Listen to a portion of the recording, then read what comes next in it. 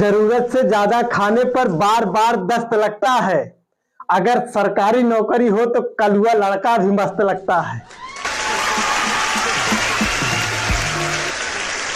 जिसने मोहब्बत में अपने महबूब को खुदा कर दिया है, खुदा ने भी अपना वजूद बचाने के लिए उनको एक दूसरे से जुदा कर दिया है।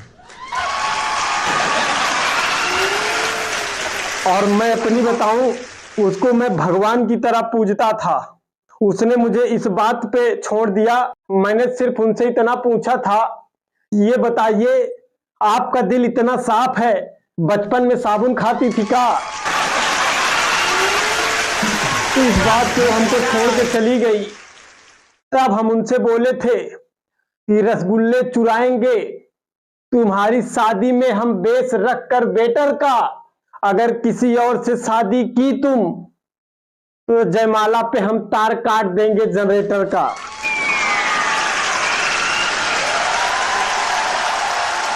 मोहब्बत के सिवा और भी गम है जमाने में। आजकल जरा भी कोई नहीं सोचता चूना लगाने में।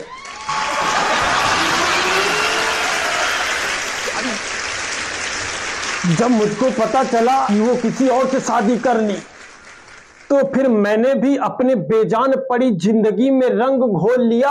अपना मोबाइल निकाला और तुरंत शादी.com पे अपना अकाउंट खोल लिया।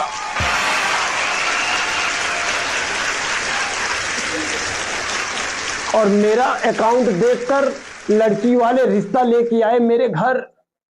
मैंने उनको पानी पत्ता कराया, हालचाल पूछा।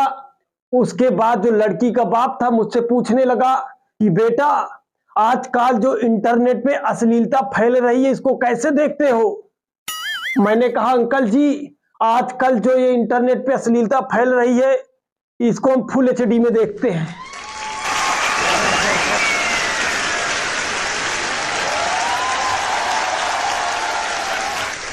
वो लोग भी मुझे रिजेक्ट करके चले गए, लेकिन लास्ट में मेरी एक शादी हुई, मात्र एक शादी।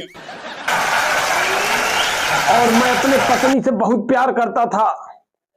मैं कमाने गया, वहां से मैंने एक पत्र लिखा उनके लिए कि जानू, इस महीने मुझे तनख्वाह नहीं मिल पाई है और मैं आपको 50 किस्त भेज रहा हूं, उसी से इस महीने काम चला लीजिएगा। कुछ दिन बाद फिर मुझे एक पत्र वापस मिला, और जब मिला तो मैंने उसको देखा। जब खोला तो उसमें लिखा था, प्रिय पतिदेव जी, सर्वप्रथम आपके चरण स्पर्श।